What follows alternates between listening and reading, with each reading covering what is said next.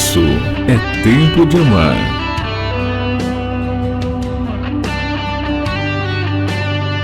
Amar a Deus e priorizarmos as coisas do alto. Amar os nossos irmãos na fé para que possamos crescer juntos em Cristo. É tempo de amar. Amar ao próximo para levar o Evangelho a toda criatura. Amar a obra de Deus para que sirvamos com amor e dedicação.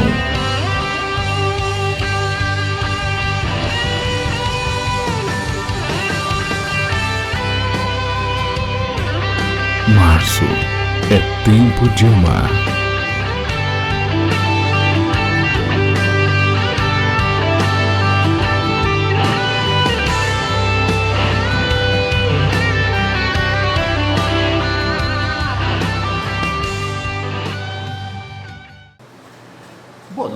Boa noite, amada Igreja Batista Central Leste. Boa noite, meus queridos amigos, ouvintes, irmãos e amigos que nos seguem pelo nosso canal no YouTube. Que Deus abençoe a todos. Gostaria de agradecer a presença de todos hoje e falar que março é tempo de amar. Nós precisamos entender que muitos amores são falados no dia a dia.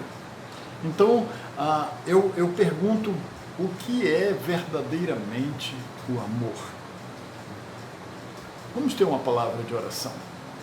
Querido Deus, amado Pai, nós te agradecemos pela oportunidade de estarmos em Tua presença, te agradecemos pela oportunidade de termos esses canais onde nós podemos nos comunicar, podemos conversar com outros irmãos, podemos transmitir a Tua palavra, o Teu Evangelho a quem necessita, Paizinho.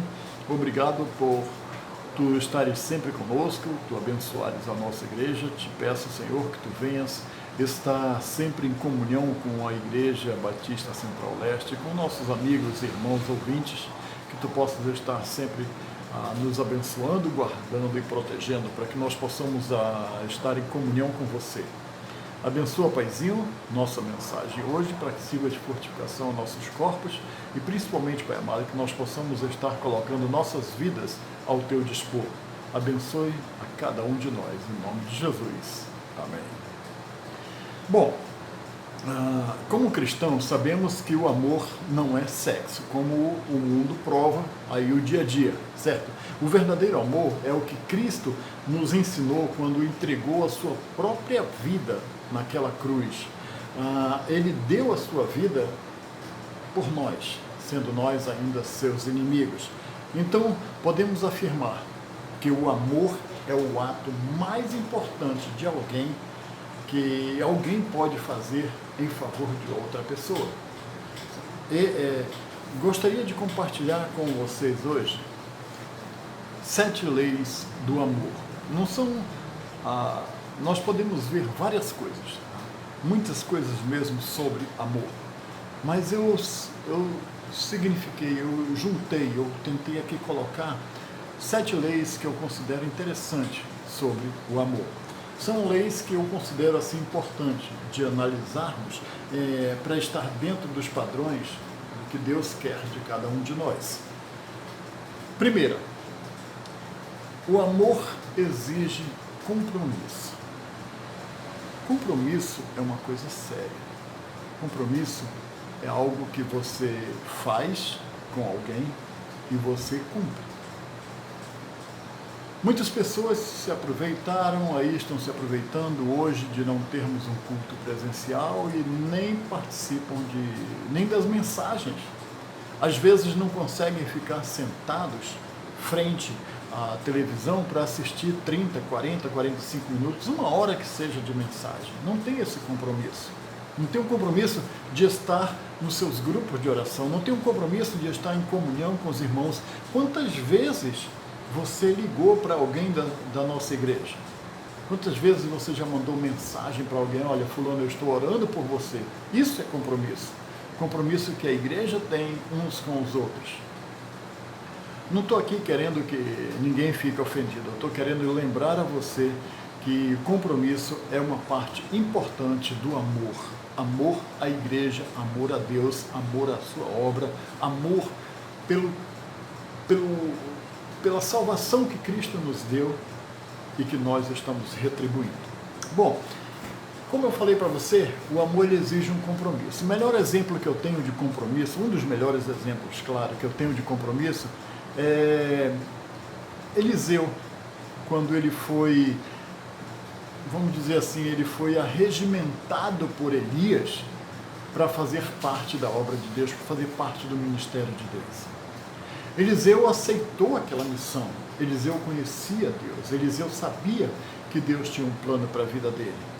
Mas um ponto principal que eu vi aqui de Eliseu, um ponto assim de extrema importância, é notar que o compromisso que o amor, a obra de Deus exige, é o nosso compromisso com essa causa.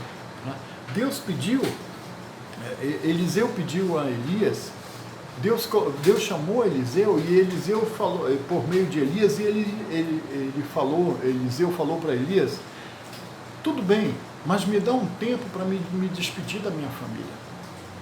Eliseu teve de fazer uma escolha entre o seu amor entre o seu amor a Deus e a necessidade que ele tinha, que as pessoas têm de familiaridade, de comunhão com a família, de comunhão com amigos, de uma zona de conforto. Nessa despedida, ele mostra que pretendia deixar a obra de Deus ser mais importante na vida dele e nada impediria ele de fazer a obra de Deus. Eliseu era um agricultor, de uma família de agricultores. Seu gado, o equipamento agrícola, representavam o comércio familiar, a sua herança, a sua renda. Eliseu não queria a tentação de uma confortável estratégia de fuga. Ele não queria ter um local, não queria ter as coisas que pudessem fazer com que ele tivesse para onde voltar. Eliseu queria uma entrega total a Deus.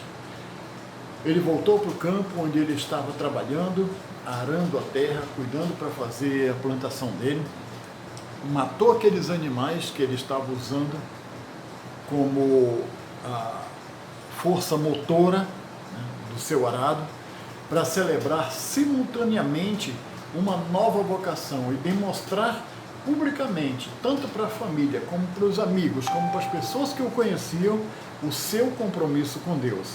Ele fez uma festa única de despedida. Abateu o gado, queimou todos os equipamentos agrícolas para poder fazer a fogueira para cozinhar o gado. Eliseu estava assim simbolicamente e literalmente queimando toda a sua estratégia de fuga. Ele não estava procurando uma maneira de aparecer, e sim queimando literalmente uma estratégia de fuga que viesse a aparecer. E Deus honrou o compromisso de Eliseu. Ele se tornou um dos líderes espirituais mais significativos da história de Israel. O amor, o seu amor, a fé, o compromisso com Deus continuam a inspirar a outras pessoas. Esse amor que ele tinha, essa fé que ele manteve, esse compromisso que ele teve, continua inspirando pessoas até hoje ao redor do mundo. O amor prospera onde estiver enraizado no compromisso. É ali que o amor vai prosperar, onde tiver uma raiz, um compromisso firme na palavra de Deus. Por isso eu te falo, certifique-se de que Deus, de que seus parentes, seus amigos, seus irmãos, seus conhecidos estejam cientes de que o seu compromisso com Deus não é apenas uma paixão. É sim um amor verdadeiro. Assim estaremos cultivando na presença de Deus um solo fértil, onde o amor duradouro vai criar raízes. Um amor duradouro pela obra de Deus vai criar raízes. Eliseu é o nosso melhor exemplo. Eliseu é esse exemplo que nós precisamos ver sobre compromisso. Quando a Bíblia diz que nós devemos morrer para nós mesmos e viver para Deus, foi isso que Eliseu fez. E o nosso segundo ponto, a nossa segunda lei sobre o amor, é que o amor sacrificial, ele renuncia. Olha o que João nos diz no capítulo 15, versículo 12 e 13. O meu mandamento é este, que vos ameis uns aos outros, assim como eu vos amei. Ninguém tem maior amor do que este, de dar a alguém a sua vida pelos seus amigos. E em Romanos capítulo 10, versículo 9, diz assim: a saber, se com a tua boca confessares ao Senhor Jesus e em teu coração creres que Deus o ressuscitou dentre os mortos, serás salvo. Vamos falar sobre esse amor que renuncia.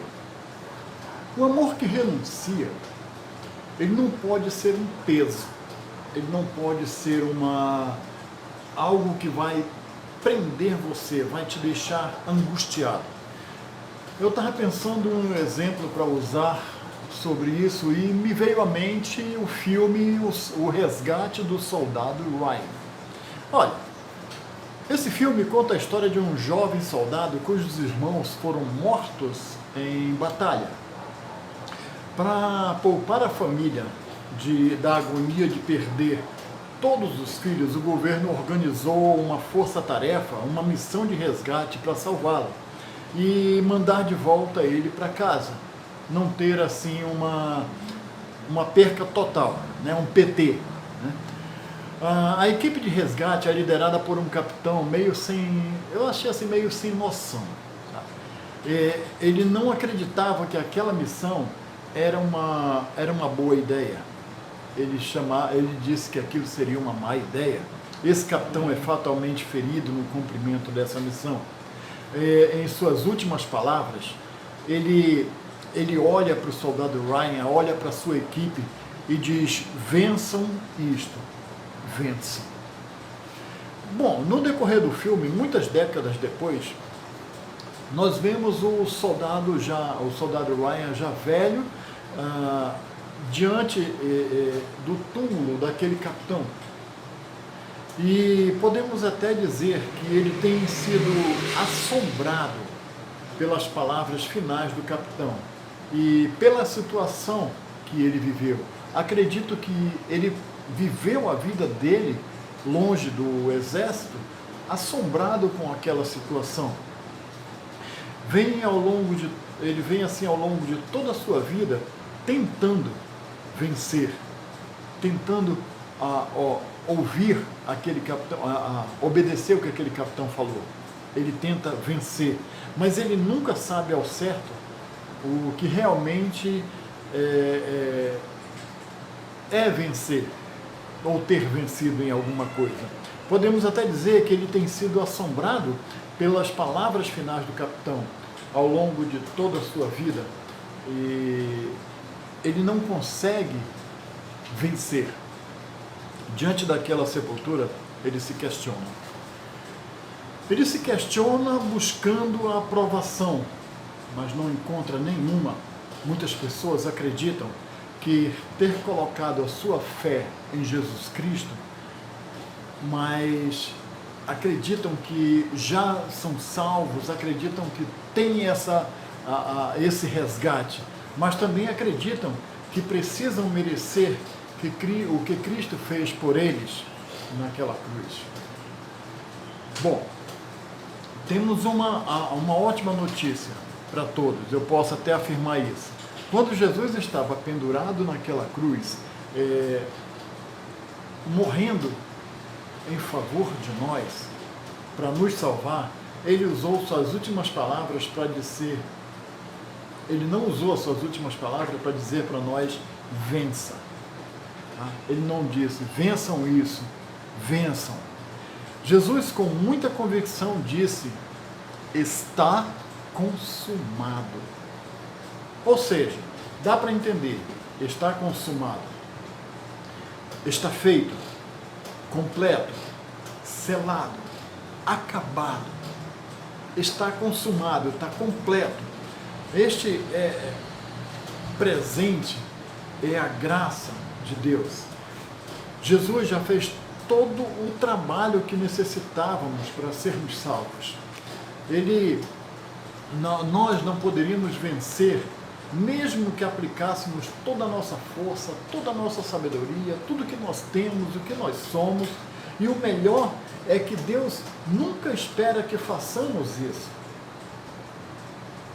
Romanos capítulo 10, versículo 9, nós vimos que a Bíblia nos diz que se nós confessarmos que Jesus Cristo é o Senhor e crer em nosso coração que Ele ressuscitou dos mortos, então nós vamos ser salvos.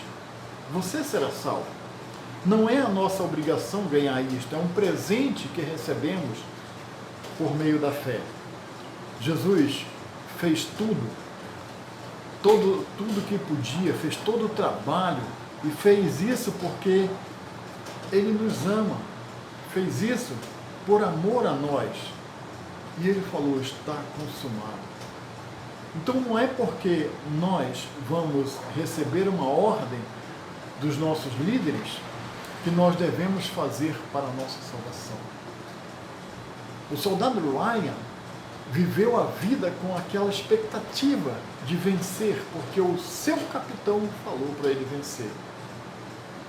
Jesus Cristo está dizendo aqui, está consumado, você já venceu. Terceiro ponto, terceira lei sobre o amor é que o amor fala a verdade. Efésios capítulo 4, versículo 15. Efésios 4,15 diz assim: antes, seguindo a verdade em amor, cresçamos em tudo naquele que é o cabeça, Cristo. E João também nos afirma no capítulo 8, versículo 32. E conhecereis a verdade, e a verdade vos libertará. Jesus nos disse nas Escrituras que a verdade tem o poder de nos libertar. O amor precisa falar a verdade. Essa é a nossa terceira lei. E essa declaração foi citada em inúmeros tribunais, vários filmes, outros lugares, em igrejas, em congressos, em toda a parte do mundo. Essa afirmação já foi feita. O amor fala a verdade. É um lindo pensamento, mas também é uma verdade poderosa. Quando encontramos coragem para confessar os segredos, não há nada que atrapalhe nossas vidas, o nosso amor, atrapalhe a nossa comunhão, atrapalhe a nossa maneira de servir a Deus. Dá para perceber a verdade desse princípio incontestável na dinâmica do casamento. Por isso que Deus fala que o casamento é o exemplo da nossa comunhão com Ele. O casamento foi criado por Deus para ter um relacionamento de completa unidade e transparência, e de modo que decepção de qualquer tipo, ela vai minar a função do pacto do casamento, ela vai minar a confiança, ela vai minar aquela reciprocidade que nós devemos ter. Os cônjuges não conseguirão confiar um no outro. O casamento não conseguirá funcionar em sua totalidade. Um marido e uma esposa devem operar como as duas asas de um pássaro. Se elas batem errado, uma bate mais do que a outra, ele vai mais para um lado do que para o outro. Eles têm que bater em sincronia. Se não trabalharem juntos em sintonia, eles não poderão alçar voo, não poderão manter um voo perfeito. Confiança torna isso possível. Quando substituímos confiança por segredo, estamos erguendo uma barreira, um muro invisível para limitar o crescimento em nosso casamento. E quando fazemos isso, estamos limitando o nosso relacionamento também com Deus. O segredo é o inimigo da intimidade. é muito complicado. Até que possamos nos olhar no espelho e aceitarmos os nossos pecados, a necessidade desesperada pela graça de Deus, nunca seremos capazes de ver a nós mesmos ou a outras pessoas pela lente do amor. Então, falar a verdade faz toda a diferença. Deus quer que tenhamos um coração disposto a amar pessoas que não são amáveis e amar ainda mais aqueles que nos amam, aqueles que são amáveis. Lembre-se, isso foi o que Jesus Cristo fez por nós. Ele se dedicou a nos amar, mesmo nós sendo seus inimigos. Ele nos amou muito mais do que jamais poderíamos merecer. E melhor ainda, Ele nos convoca a fazer o mesmo por outras pessoas. Então fale a verdade. O amor, ele fala a verdade. Quarto ponto, o amor vence o medo. Incrível, né? Porque medo nos cerca todos os dias. Você tem medo de sair na rua por causa do Covid, usa sua máscara com medo de pegar o Covid, tem medo de andar com o celular na rua porque o camarada passa na moto e te toma. Tem medo de conversar com as pessoas porque não sabe o que elas vão, como elas vão te interpretar.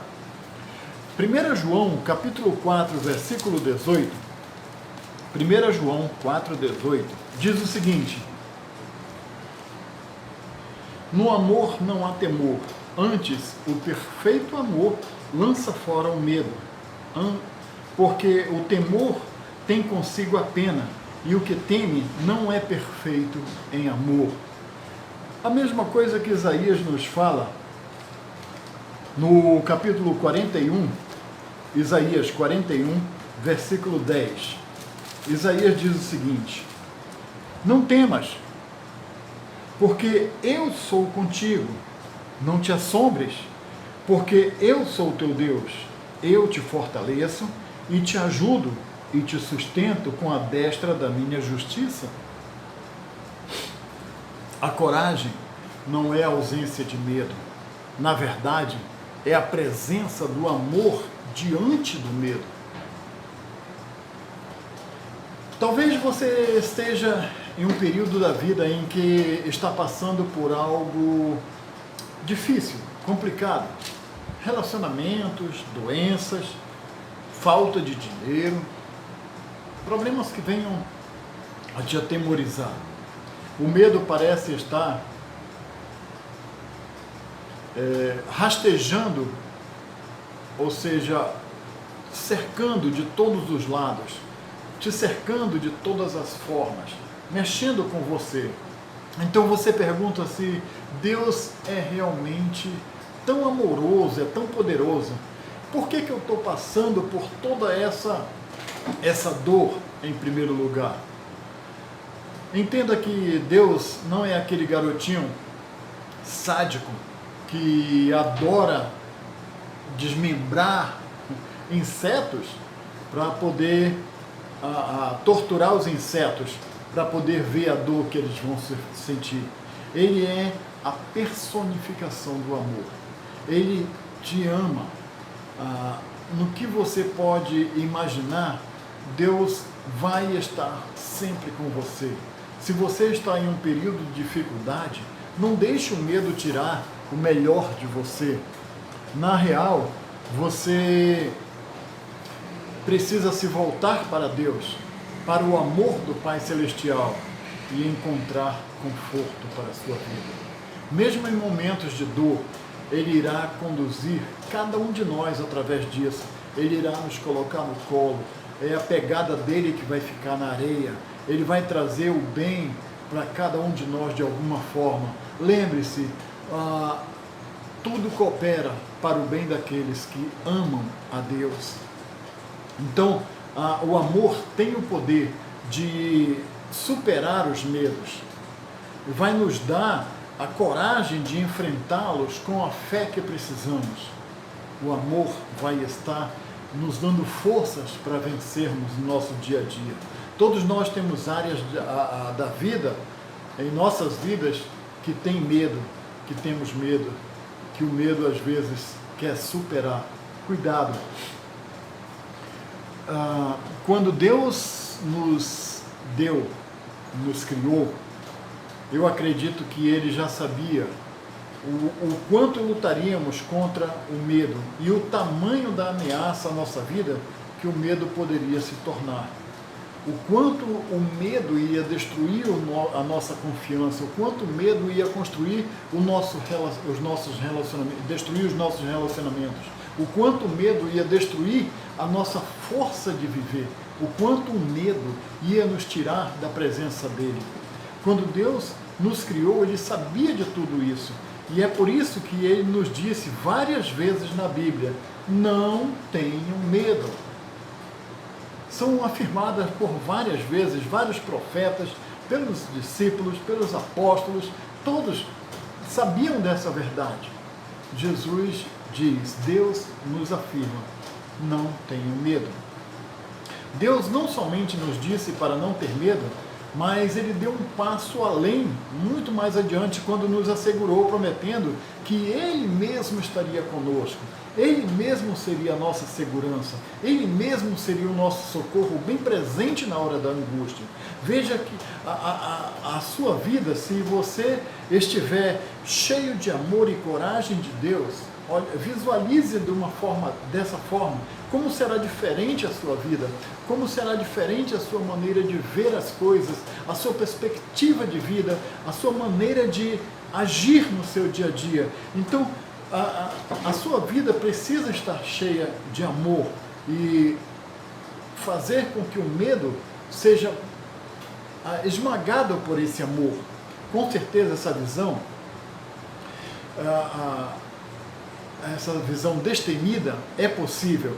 É possível se escolher, se ver vivendo uma vida conduzida pelo amor de Deus, se vendo conduzida pela a direção de Deus. Com certeza essa visão vai te ajudar demais. Por isso eu te peço, se comprometa com o caminho do amor e nunca olhe para o caminho do medo. Faça com que o amor de Deus supere o medo que tem em sua vida. Isso nos leva à nossa quinta lei. O amor oferece graça. Para nós não termos medos, nós precisamos receber essa graça. Olha o que diz Colossenses capítulo 3, versículo 13 e 14. Suportando-vos uns aos outros e perdoando-vos uns aos outros. Se alguém tiver queixa contra outro, assim como Cristo vos perdoou, assim fazei vós também. E, sobre tudo isto, revesti-vos do amor, que é o vínculo da perfeição. Nossa segunda referência está em João, capítulo 21, versículo de 15 a 18. Diz assim: E depois de terem jantado, disse Jesus a Simão Pedro: Simão, filho de Jonas, amas-me mais do que a estes? E ele respondeu: Sim, Senhor. Tu sabes que te amo. Disse-lhe Jesus: Apacenta os meus cordeiros. Tornou a dizer segunda vez: Simão, filho de Jonas, amas-me? Disse-lhe: Sim, Senhor. Tu sabes que te amo. Disse-lhe Jesus: Apacenta as minhas ovelhas. Disse-lhe terceira vez: Simão, filho de Jonas, amas-me? Simão entristeceu-se por ter tido terceira vez: Amas-me? E disse-lhe: Senhor, tu sabes tudo, tu sabes que eu te amo. Jesus disse-lhe: Apacenta as minhas ovelhas. Na verdade, te digo que quando eras mais moço, te cingias a ti mesmo e andavas por onde querias, mas quando já fores velho, estenderás as tuas mãos e outro te cingirá e te levará para onde tu não queiras ir. Jesus foi a personificação do amor perfeita, uma personificação perfeita do amor e também da verdade. Ele nunca contou uma mentira, mas ao mesmo tempo nunca foi cruel ou crítico ao falar com alguém, ao chamar a atenção de alguém. Cada palavra que ele falava estava envolvida no amor. Então, mesmo quando a verdade doía, Jesus nunca destruía a confiança nem a segurança de ninguém. Quando Jesus foi condenado à morte, seus seguidores se dispersaram com medo de encontrar o mesmo destino, com medo da morte. Pedro, no entanto, seguiu Jesus. Ele foi ver o que iria acontecer com seu mestre, mas quando foi reconhecido pelas pessoas, ele negou enfaticamente conhecer Jesus. No momento de vulnerabilidade, Jesus, aquele momento que Jesus estava sofrendo, aquele momento que Jesus estava sendo castigado, interrogado, Pedro o traiu. Esmagado por suas ações, Pedro foi embora naquela noite e chorou lágrimas amargas. Sofreu por conta disso. Jesus morreu em uma cruz no dia seguinte, e Pedro estava convencido de que a história dele havia acabado e ele teria de viver aquela vergonha, a sua vergonha, pelo resto da sua vida. Mas o amor sempre faz um caminho inverso para a cura. Nossas culpas e vergonhas são curadas no amor de Deus. Jesus venceu a morte e depois da sua ressurreição, ele apareceu a Pedro com um pano de fundo de um pôr do sol, um nascer do sol, né, naquela praia. Jesus estava preparando uma refeição, enquanto Pedro, que estava no mar pescando, né? Quando este estava chegando, que viu Jesus, literalmente pulou do barco e correu ao encontro de Jesus. Quando Pedro chegou à praia e foi conversar com Jesus, lembra da situação, ele falou sobre, Jesus conversou com eles, alimentou eles, a comida estava pronta, os peixes estavam assados lá naquela praia, e Jesus chamou Pedro à parte, e por 3 vezes Jesus perguntou a mesma coisa para ele, né? Pedro, você me ama? E Pedro respondendo, sim, Senhor, você sabe que eu te amo. Então Jesus respondeu, pastorei, apacente as minhas ovelhas. Pedro começou a ficar ofendido quando Jesus insistiu em perguntar, e pela 3ª vez ele faz a mesma pergunta para ele. Mas o que ele não notou foi que Jesus estava mostrando que o amor tem poder de encobrir os pecados.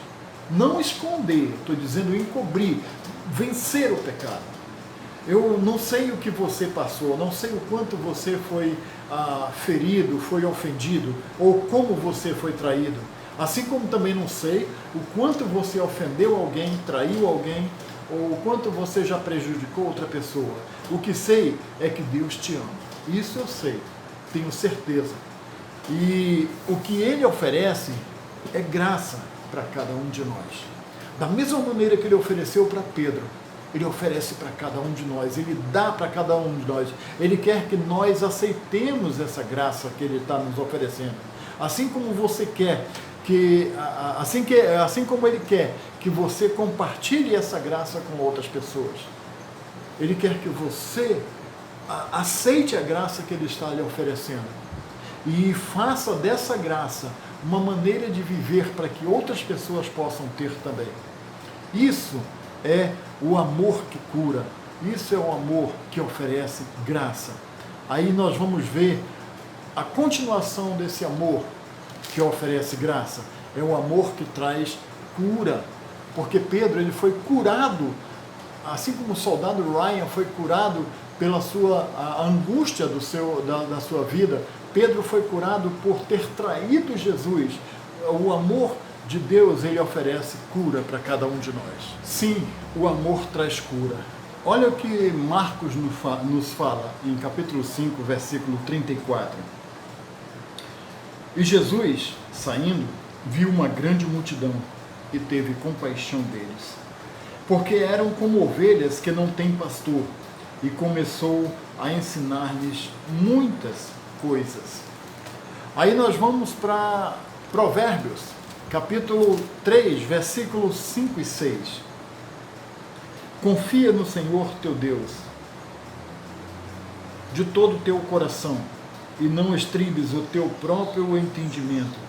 Reconhece-o em todos os teus caminhos e ele endireitará as tuas veredas. Filipenses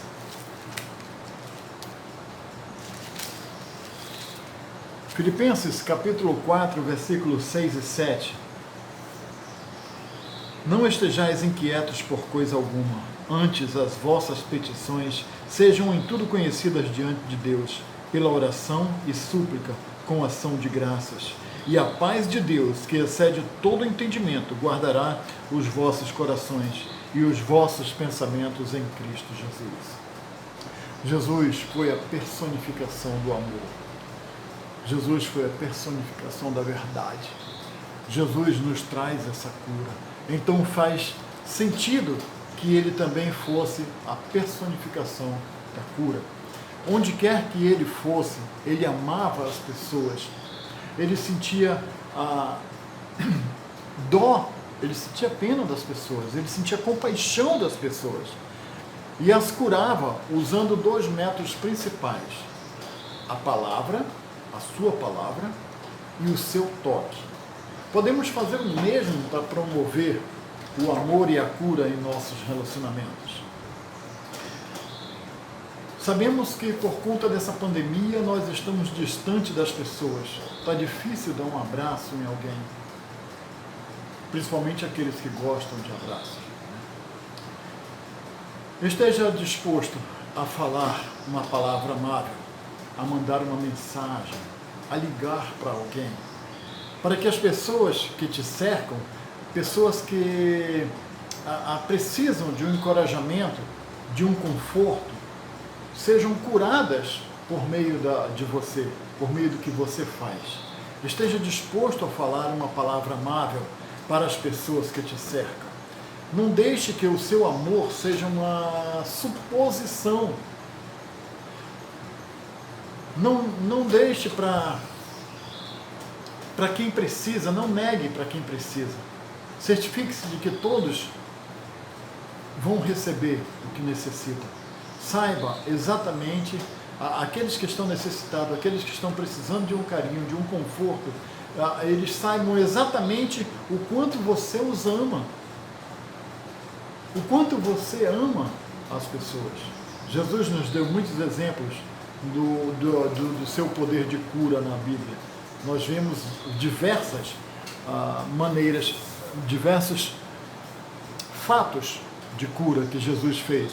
Um dos encontros mais emocionantes que eu sempre lembro é a mulher que sofria de um sangramento por muitos anos. Veja, sua condição não era apenas de dor, não era apenas dolorosa.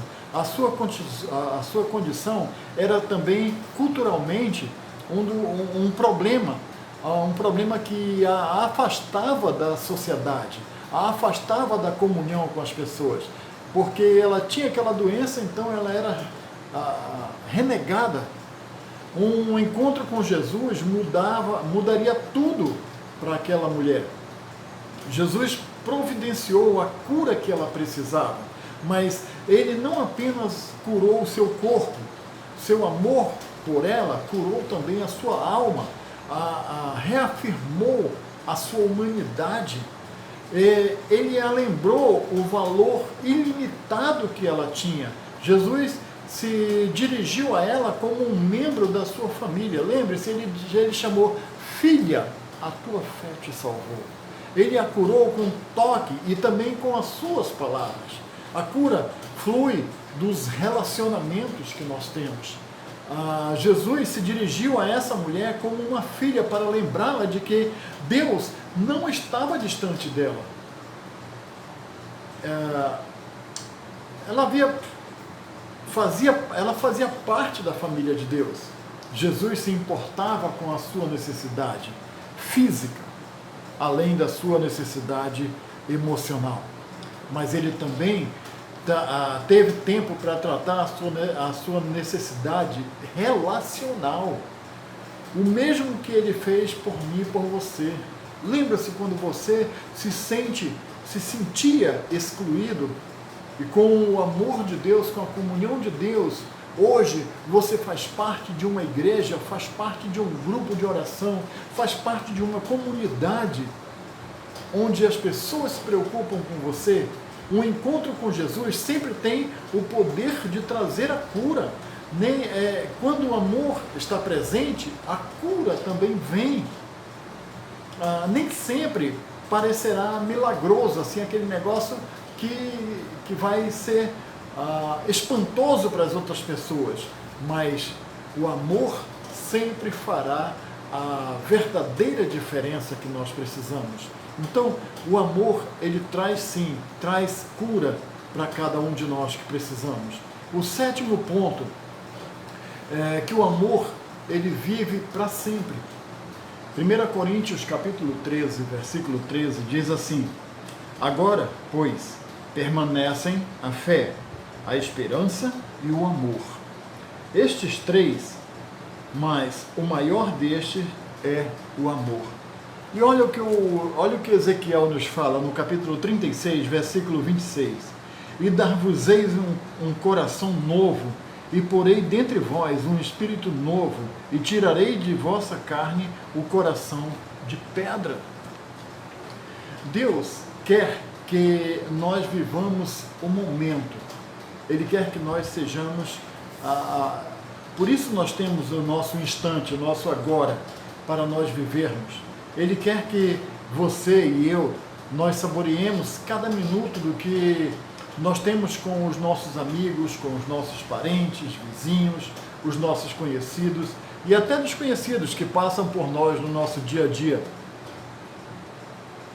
Segunda-feira, agora, eu estava assistindo um replay do jogo do Corinthians, que foi contra o São Caetano, né? E eu achei interessante, né? Eu já sabia do resultado, porque esse jogo foi no domingo, né? Claro que o Timão ganhou, né? Ganhou de 1-0. Saber que havíamos ganhado mudou toda a experiência de assistir o jogo.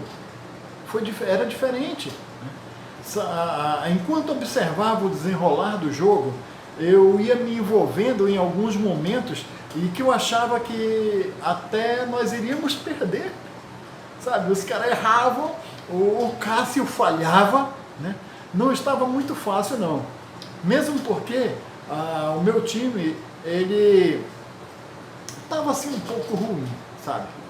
Tive um momento de pensar que eles não conseguiriam vencer. Pensei comigo mesmo, isso não vai acabar bem, né? Vamos acabar perdendo até para o São Caetano. Mas logo eu recobrava meus sentidos, né? Logo eu começava a ver meus pensamentos normal. Aí eu pensei, né, dessa forma: peraí, nós já ganhamos, eu só estou assistindo um replay. Quando o São Caetano atacava e levava perigo ao nosso arco, ao gol do Cássio, eu só ria. Quando eu sabia porque eu sabia que não ia acontecer nada de mal, né? O resultado seria bom, né? Nós estamos vivendo vidas cheias de altos e baixos. Há dias que parece que estamos ganhando e outros dias nos sentimos derrotados, nos sentimos fracos, sentimos que o nosso fim está próximo. Eu quero que você se sinta seguro.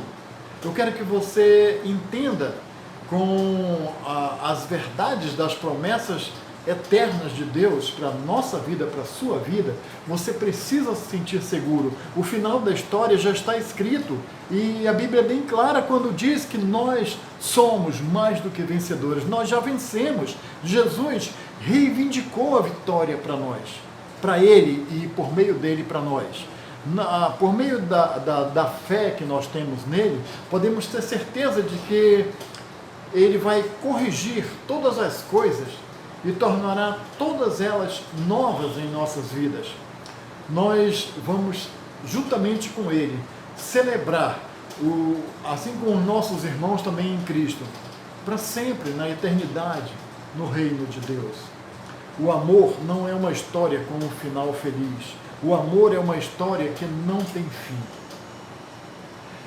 Quando escolhemos amar as pessoas como Jesus as ama, como Jesus nos ama, como Jesus ama o mundo, nós vamos ver a mudança no nosso mundo, vamos ver a mudança nos nossos relacionamentos, vamos ver a mudança, vamos ter essa mudança em nossas vidas. Não trate os outros como eles te tratam.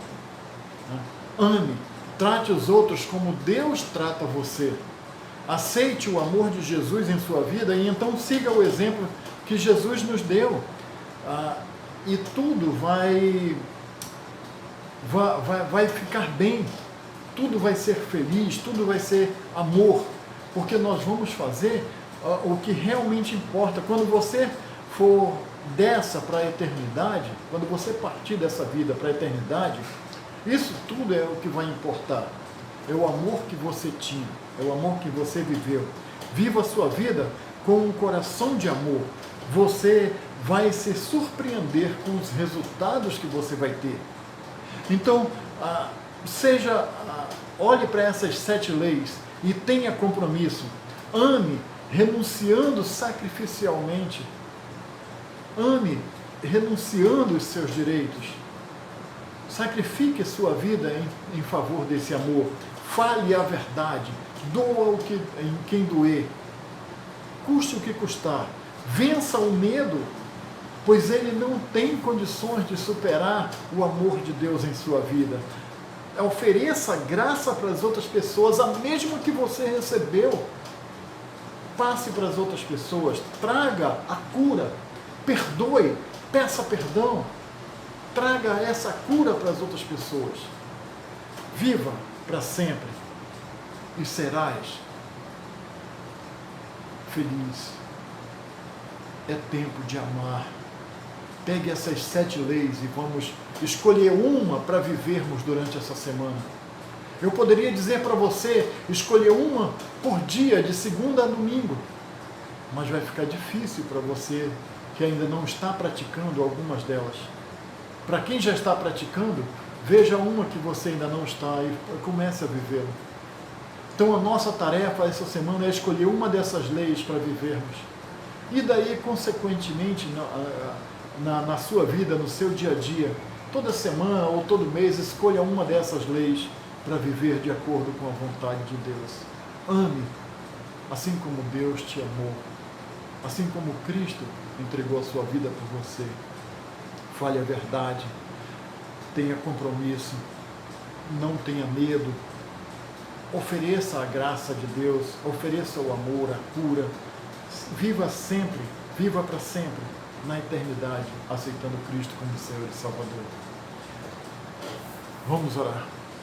Querido Deus, amado Pai, nós te agradecemos por mais uma vez tu teres nos trazido a tua palavra, teres nos colocado, Senhor Deus, diante do teu imenso amor, por tu teres nos oferecido, Pai amado, um amor de compromisso, um amor renunciando, Pai amado, sacrificialmente nossas vidas em favor de outros, um amor que fala a verdade, Pai amado, que faz com que, não que prejudique as pessoas, mas que realmente as ensine a falar a verdade. Nós precisamos, Pai amado, desse teu amor que tira o medo, que lança fora todo o medo, o verdadeiro amor que lança fora o medo. Por favor, Pai Santo, abençoe nossas vidas para que nós possamos oferecer essa graça que Tu nos destes, que Tu lançaste sobre a Igreja Batista Central-Leste, sobre todos os Teus filhos no mundo inteiro, em todas as suas igrejas, que Tu possa fazer com que nós possamos oferecer essa graça às outras pessoas. Traga, Pai Santo, por meio de nossas vidas, por meio do nosso amor para as pessoas, a cura que elas necessitam, Pai Santo. Seja uma cura espiritual, seja uma cura, Pai Santo, de comunhão, Pai amado, com outras pessoas, que Tu possa nos abençoar.